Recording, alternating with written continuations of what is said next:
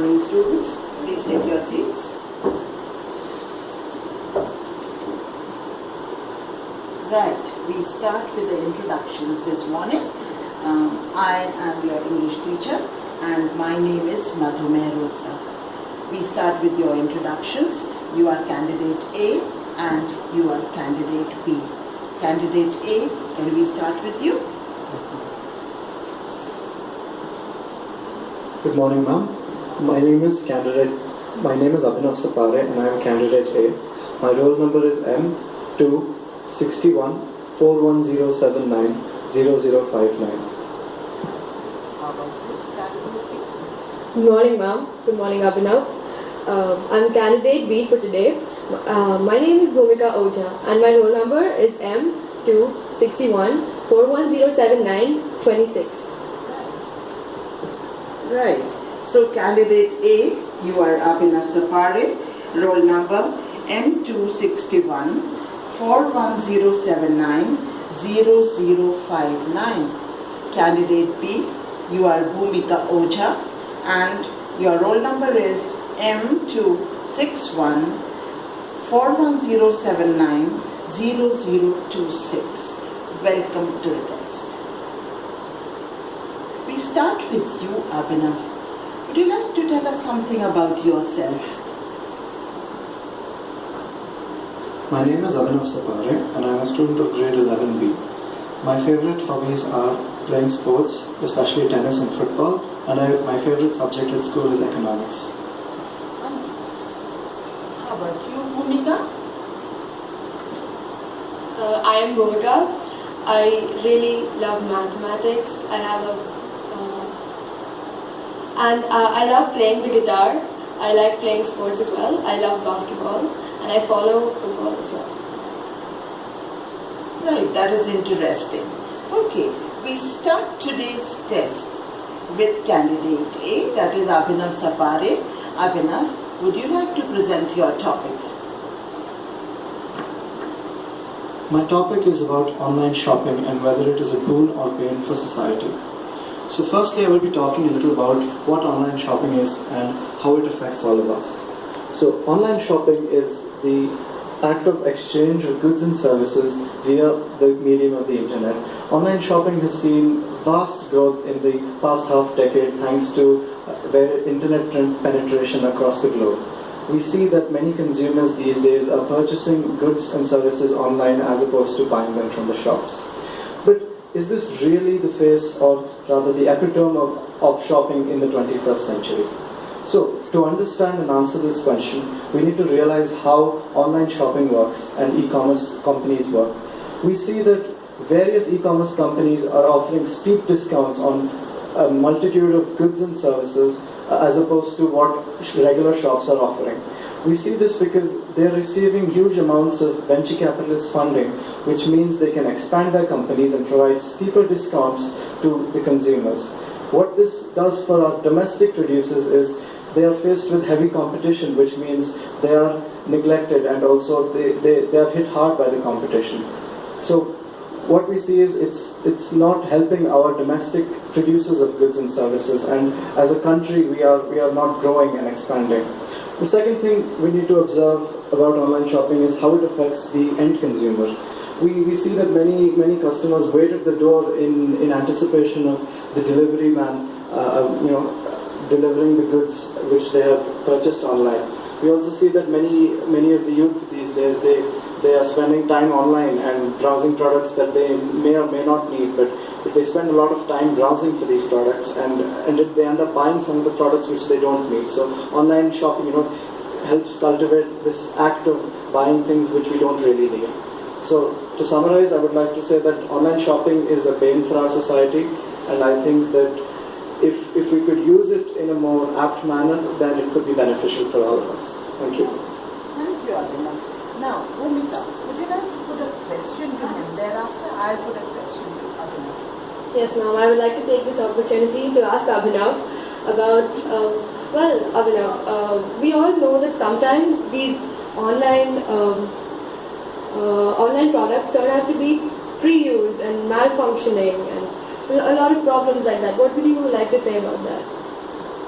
I think you've raised a very valid question over there. Many of the e-commerce companies do provide and guarantee genuine goods and services, but it has come to a lot of people's notice that some of these goods are used and they're not genuine products. There are various online forums which provide a complaint, which are a form of complaint redressal, which means that consumers can post their complaints online, and then these e-commerce companies can address these issues. Right. I'll put a question to you, Abhinav. When most of your friends are shopping online, why not online shopping for you? Have you had a sad experience somewhere? It's not about the experience. I've had rather a good experience with online shopping, but I feel that the time factor is very important. It cultivates a habit of browsing online and spending unnecessary time online, which could be used for a lot of other activities which are more productive.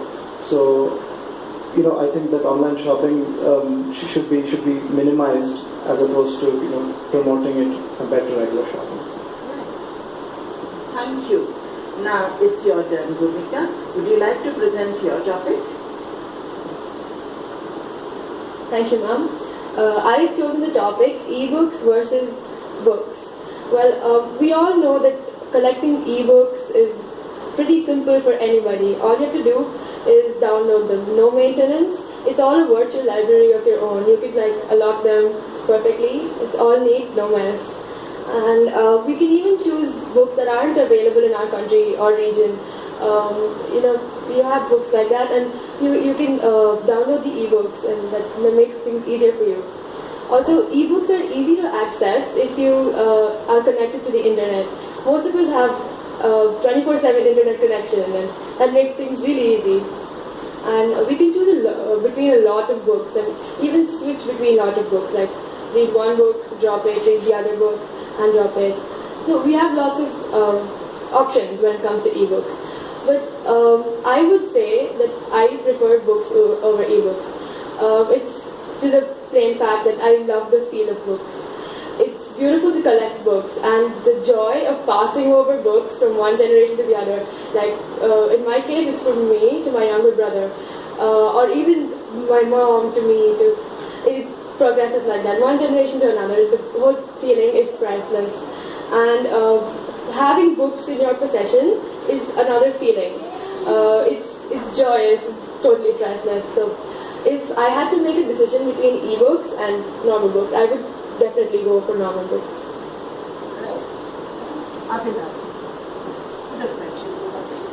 Yeah, I'd like to ask you, Bhumika, do you see the future for normal books existing? Do you feel that normal books will exist as time progresses, as technology advances? Do you feel that we'll only have ebooks, or do you think that normal books will still continue? Well, we have all seen ebooks are pretty ubiquitous in today's day. Almost everybody uses ebooks. But I still feel that people who feel that collecting books is more of a priority to them will stick to collecting books. We will have people who use ebooks and also have people who use normal books. Thank you. Thank you, Bhumika. Now a question from me to you.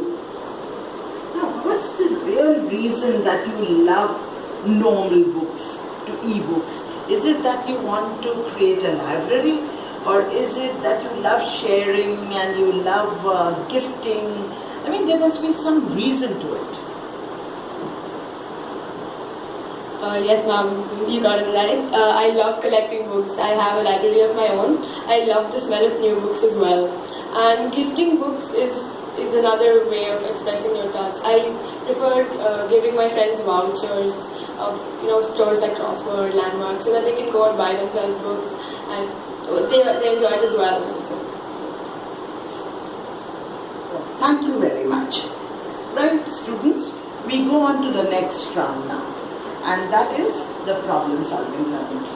So I read out a prompt to you, and I give you the prompt to read on your own. You'll discuss it amongst yourselves and reach a solution. You have 2 minutes. The prompt goes: the food in your school canteen is unhygienic. discuss with your partner what problems this might cause and what can be done to improve the quality of the food served.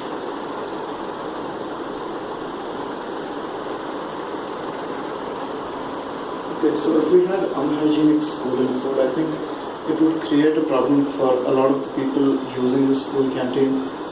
There are a large number of students who use the school canteen every day, and I think unhygienic food would cause illnesses among all of them, and illnesses would mean absences from school, and absences from school would lead to lower grades and lesser academics being taught at school, and we'd have a major illness of some sort of mini epidemic going on in the school. What's your view?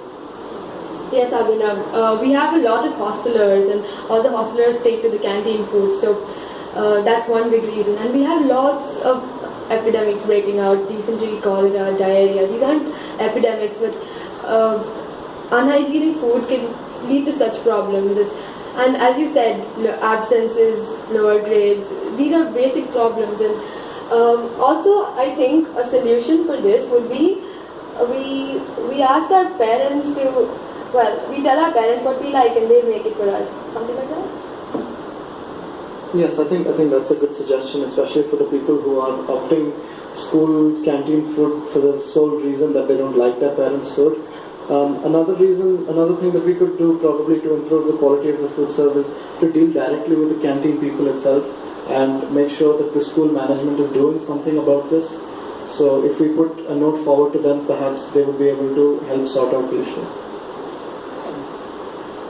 Now, don't you think it would be a good idea to even have a canteen rep from amongst the students, who could take views from all the students, what they like, what they don't like, and a kind of general check on the canteen by the student community themselves, because they are the largest consumers. What do you feel about this? Yeah, I definitely feel this needs to be done. I think if we have a canteen representative as part of the school council, then it would be beneficial for everybody, as he or she would ensure that the products that are being served in the canteen are up to the mark and consumable. I agree with you, Abhinav. What's better than a student council to address our problems?